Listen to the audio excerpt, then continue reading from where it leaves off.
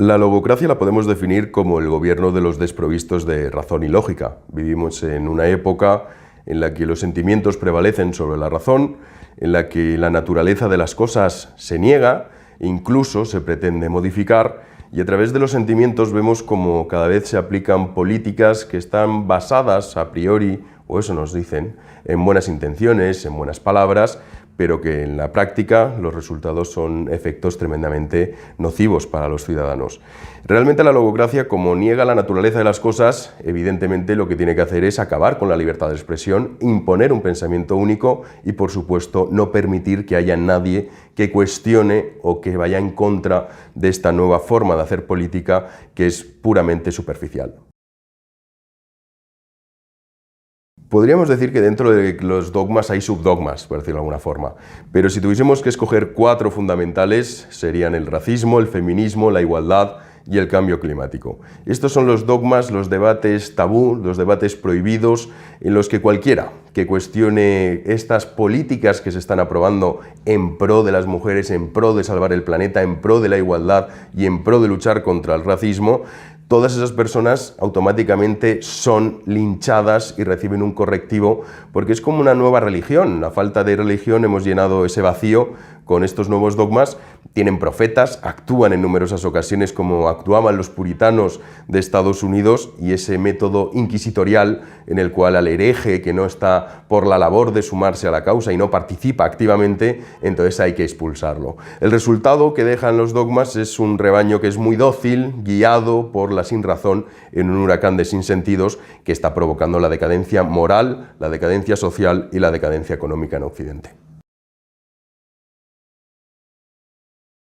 Podríamos decir que al principio sí que son los socialistas los que crean estos dogmas. Cuando el socialismo fracasa y lo hace de forma tan estrepitosa, tan injustificable y tan indefendible, se quedan sin su sujeto político, que era el obrero. Entonces, a partir de ahí, es cierto que la izquierda dice, bueno, ¿cómo podemos conseguir sobrevivir? Porque no hay nada que podamos venderle, ni los obreros nos han abandonado, ya ni siquiera creen en nosotros. Entonces se intenta utilizar estos nuevos dogmas, que son puramente sentimentalistas, y se intenta sobre todo entrar en todos los estamentos sociales. El sujeto político ya no es uno, son muchos, y vemos como desde los bancos, como las grandes empresas, las instituciones públicas, los colegios privados o públicos, las universidades privadas o públicas, hasta el operario, todos ellos, al menos uno de estos dogmas lo va a comprar. Y entonces, como moralmente parecemos superiores y moralmente somos nosotros los que estamos en pro de la igualdad, que debería ser la igualdad de derechos y de oportunidades, no de resultados, que somos los únicos que queremos salvar al planeta, que no es una causa menor, desde luego, y somos los únicos que queremos salvar a las mujeres,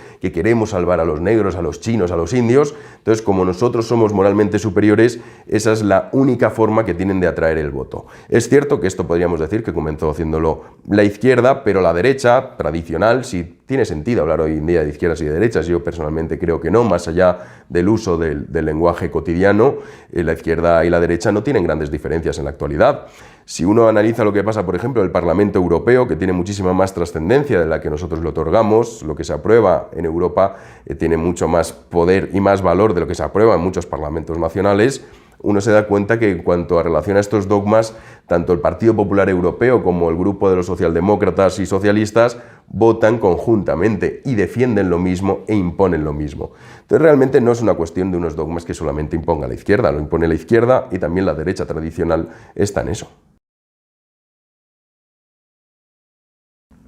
Bueno, esto de las masas de acoso en realidad no es nada nuevo. Desde la antigua Grecia, pasando por el Imperio Romano, hasta más recientemente los regímenes totalitarios de inicios del siglo XX, siempre han contado con esas masas de acoso que va en contra del distinto, que va en contra del que no acepta la retórica oficialista. En realidad lo que vemos es que hoy en día cualquier atisbo de duda o cualquier expresión que sea, oiga, a lo mejor esto no es lo correcto, automáticamente las masas de acoso recurren a catalogar y etiquetar a esa persona, ya sea fascista, ultraderechista, racista, machista, negacionista, que en realidad son términos que han perdido su significado, pero que son muy útiles sobre todo a la hora de observar cuando alguien ve esos linchamientos que se producen, decir, bueno, yo no quiero que me pase esto, entonces lo que hago es autocensurarme. A mí realmente lo que más me preocuparía si hubiese un ista que preocuparme serían los tragacionistas, que no se cuestionan absolutamente nada, que hoy les dicen que es A, entonces dicen es A, mañana les dicen que no, que es B, dicen es B, y que pasado mañana le dicen que es C y aceptan que es C.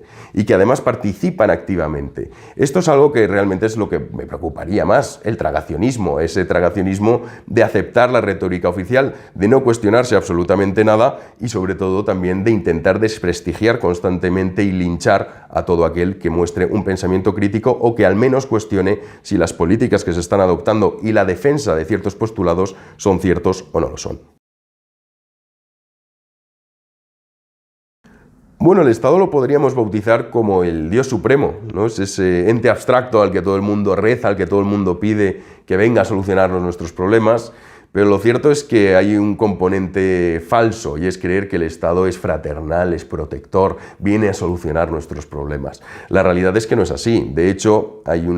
sobre todo en España, en Hispanoamérica, aunque también en otros países occidentales, un concepto de Estado exitoso que es aquel que otorga muchas ayudas sociales. Realmente no es así. Un Estado exitoso es aquel que no tiene la necesidad de estar subvencionando y ayudando con limosnas estatales a los ciudadanos, porque los ciudadanos, a través de su trabajo, de su esfuerzo, de su mérito y de su sacrificio, son capaces de alcanzar un nivel de vida y de progresar económicamente. Entonces, este concepto que tenemos sobre todo en España y en Hispanoamérica de este Estado fraternal que viene a cuidarnos a todos es obviamente aprovechado por la logocracia para imponer sus dogmas y sobre todo para que cada día la libertad de pensamiento, la libertad de expresión sea cercenada para que así solamente exista una posibilidad y es el pensamiento único reinante y cualquiera que no siga ese pensamiento, entonces estamos ante una especie de radical que poco menos que quiere que las mujeres mueran por las calles, que los osos polares desaparezcan y que por supuesto exista una enorme desigualdad entre los ciudadanos.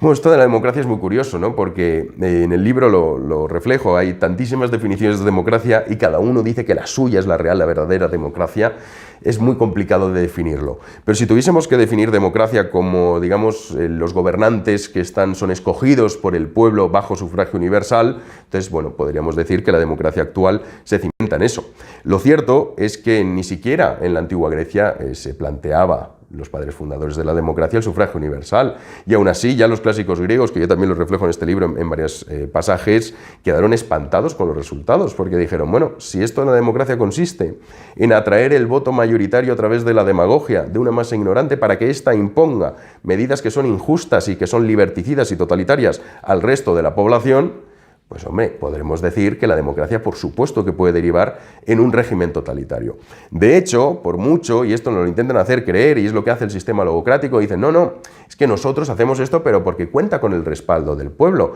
Pero es que una mentira no se convierte en una verdad por mucho que cuente con el respaldo de la mayoría. Y a partir de ahí lo que hay que defender es la libertad individual de cada ciudadano para actuar y para vivir conforme a sus valores, que sean distintos, que para eso es bueno la diversidad, pero la diversidad es lo que odia este sistema democrático. Un sistema democrático que poco a poco intenta expulsar al disidente y que solamente exista una única idea. No hay política cuando no hay dos visiones enfrentadas. Lo que hay es un consenso que se da propiamente en las dictaduras. Ahí, desde luego, que nadie discrepa.